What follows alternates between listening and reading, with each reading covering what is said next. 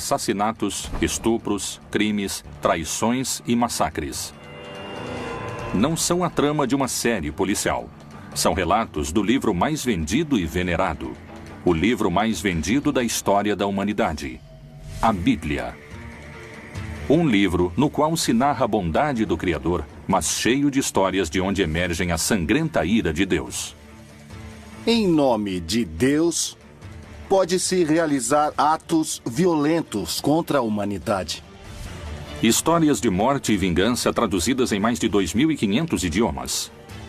Aqueles que se rebelam perante Deus, aqueles que se negam a servi-lo, não podem permanecer em sua presença. Nós mesmos nos condenamos ao inferno. Esses relatos são apenas passagens de amor e paz? Jesus fala de um Deus amoroso, incondicional. Ou há também crime, morte e destruição? Não é um Deus muito humano aquele da Bíblia. É um Deus que funciona muito mais do lado do terrorismo. O que há por trás do castigo aos pecadores? Esse é o maior sofrimento nos infernos, a privação de Deus. Como são justificados os crimes na Bíblia? Na Bíblia aparece como uma ira legítima. Por trás de cada um há uma história. Mas é história oficial? Ou há segredos ainda não revelados? A ira de Deus. Outro enigma da Bíblia. Cidades inteiras aniquiladas. Meninos mortos em episódios que têm Deus como protagonista. Os crimes, o castigo e o perdão são algumas das ações que se encontram nas páginas bíblicas. Até onde pode chegar o castigo divino? O que acontece quando os infiéis desafiam ao Senhor? Há muitos momentos em que a ira foi legitimada no texto bíblico, quando se trata de uma ira que provoca a ação. A ira que se desencadeia contra a violência. A ira que se desencadeia contra a injustiça. Homens que reagiram contra o desvio de um projeto social. Turquia. Na fronteira do Irã com a Armênia, se encontra o Monte Ararat, um vulcão inativo de mais de 5.000 metros de altura. A tradição cristã indica que aqui estariam os restos da arca que levava o único sobrevivente de um dos maiores atos da ira de Deus. O dilúvio universal. A Arca de Noé é um relato que temos que ler junto com o relato da criação, porque é uma segunda criação. A única diferença é que existe um componente novo, ou seja, a primeira criação de Deus havia sido corrompida, havia tido uma grande decadência moral, e Deus decidiu destruí-la. Mas ele decide não acabar com tudo, resolve deixar uma pessoa justa e a família dele. Essa pessoa é Noé. E disse o Senhor: destruirei o homem que criei de sobre a face da terra, desde o homem até ao animal, até o réptil e até a ave dos céus, porque me arrependo de os haver feito. Noé, porém, achou graça aos olhos do Senhor. Então Deus decide falar a Noé e ordena que ele construa uma grande embarcação. E, de acordo com o relato bíblico, ainda não havia nunca chovido sobre a terra. A chuva era um fenômeno inovador naquele momento. Mas a arca se converteu especialmente num símbolo de salvação, de proteção. Na arca subiriam apenas 8 pessoas. Mas Deus recomenda a Noé salvar não apenas seres humanos, mas também a diferentes animais. Porque eis que eu trago um dilúvio de águas sobre a terra, para desfazer toda a carne em que há espírito de vida debaixo dos céus. Tudo o que há na terra expirará, e de tudo o que vive, de toda a carne, 2 de cada espécie farás entrar na arca, para os conservar vivos contigo. Macho e fêmea serão.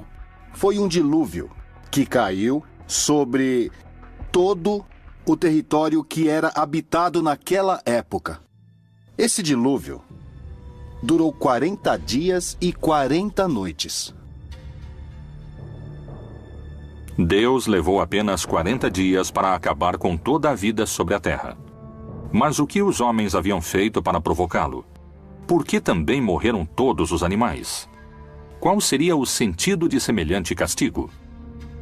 Todos os mitos são um mundo simbólico, não são um mundo histórico nem realidades. Estão mais para realidades virtuais nesse aspecto. Então o mito de Noé nos fala como a divindade falhou em sua criação, porque tem que voltar ao começo, mas não vai começar do zero.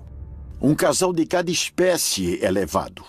A história de Noé pretende mostrar como é o repovoamento da terra através de seus filhos.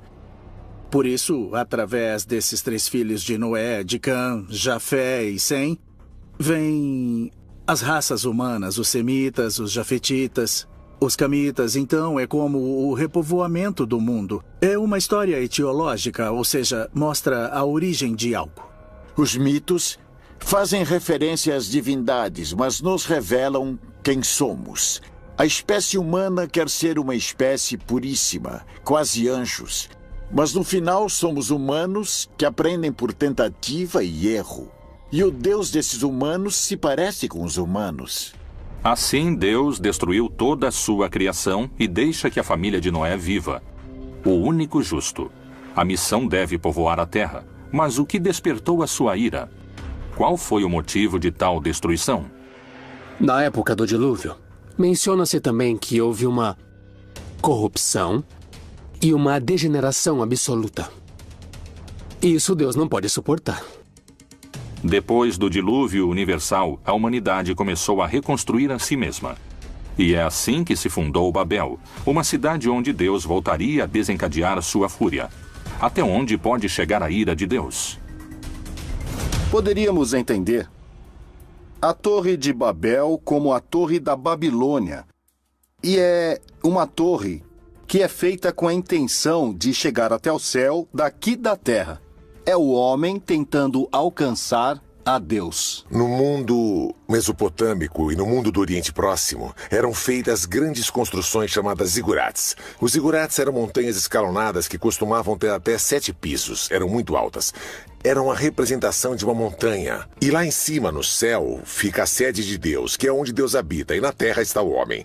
Portanto, dessa forma, a montanha permite que o homem se aproxime de Deus. Mas isso, para os israelitas, significa idolatria. A Torre de Babel realmente existiu? E se foi assim, por que sua construção havia irado a Deus? Essas não são as únicas histórias que muitos estudiosos vinculam à ira de Deus. O Deus da Bíblia não é bom, é um Deus mau. É um Deus que nos provoca temor. A ele temos que obedecer e render culto, porque tem todo o poder, porque pode nos prejudicar. Deus se incomoda com o desafio que o homem pretende lhe oferecer. A intenção do homem não é crescer. A intenção do homem não é evoluir, não é desenvolver-se. A intenção do homem é alcançar a Deus, o que se constitui um desafio. E esse desafio é o que vai ser castigado. A Torre de Babel representa o orgulho do homem, a vaidade ao tentar alcançar o céu por sua conta, que foi o mesmo pecado do Jardim do Éden. Sempre que tentamos ser Deus, Deus dá um fim a essa situação. Por isso, ele destrói a torre, separa o povo e cria idiomas diferentes, razão pela qual não podem se comunicar entre si como antes. E o Senhor disse: Eis que o povo é um, e todos têm uma mesma língua. E isto é o que começam a fazer. E agora não haverá restrição para tudo o que eles intentarem fazer. Desçamos e confundamos ali a sua língua, para que não entenda um a língua do outro. Deus é cruel e invejoso. Quando uma pessoa está chegando à perfeição, Deus se enche de inveja e cria impedimentos, cria travas. Alguns especialistas afirmam que a ira de Deus encontra seu ponto mais alto no inferno.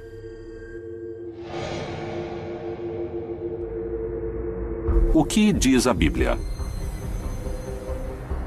Jesus fala de um pai amoroso. Deus como um pai que ama sem medida, sem limites, sem condições, que não se prende às ofensas. Não vos vingueis a vós mesmos, amados, mas dai lugar à ira, porque está escrito: Minha é a vingança, eu recompensarei, diz o Senhor. A vingança.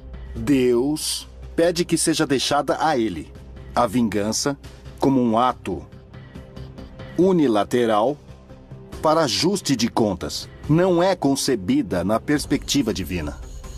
Para muitas religiões, a morte é a passagem para a vida eterna. Mas dentro da tradição cristã, a vida eterna é o resultado do comportamento que um ser humano teve ao longo de sua vida. A teologia cristã construiu um mapa do castigo divino. Por que Deus criou um lugar para que os pecadores ardam se seu amor é infinito?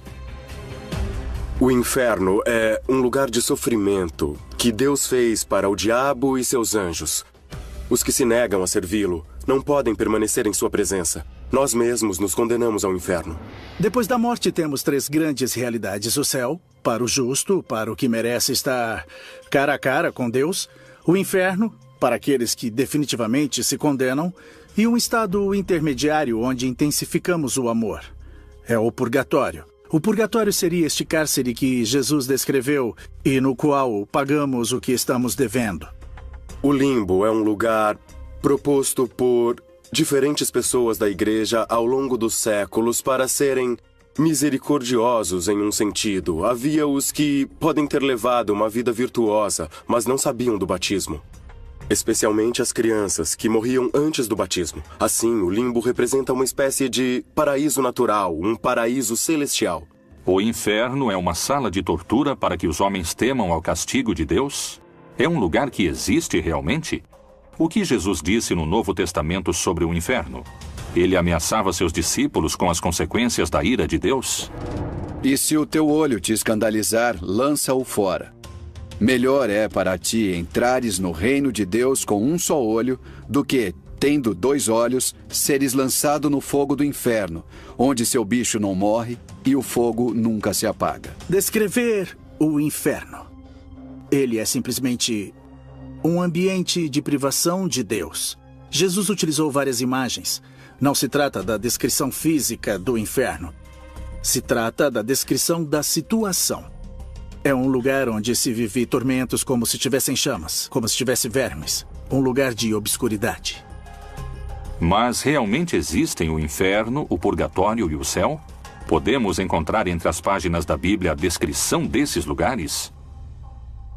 Na Bíblia não há o inferno nem o purgatório. Tratam de retomar alguns textos onde Jesus disse que ali haverá choro e ranger de dentes. Ele está falando do purgatório. Outros dizem, não, está falando do inferno. Mas isso não existe na Bíblia. O limbo não é bíblico, o purgatório, nem o inferno eterno e nem o céu. O céu é como estar perto de Deus, sim. O inferno como distância de Deus, sim. Chamas, diabinhos, um Satanás que manda nos demônios. Isso foi um invento medieval. É claro que se presta a manipulações para interesses políticos, para interesses religiosos. A ira de Deus pode condenar as almas dos pecadores a uma agonia eterna? De que maneira poderíamos evitar sofrer os tormentos das trevas?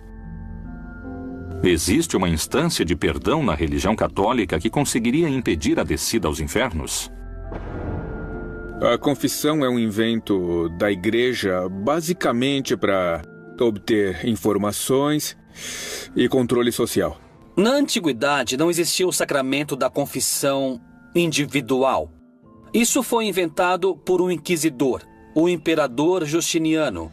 Na época de Justiniano, no século VI, foi inventada a confissão privada para os católicos.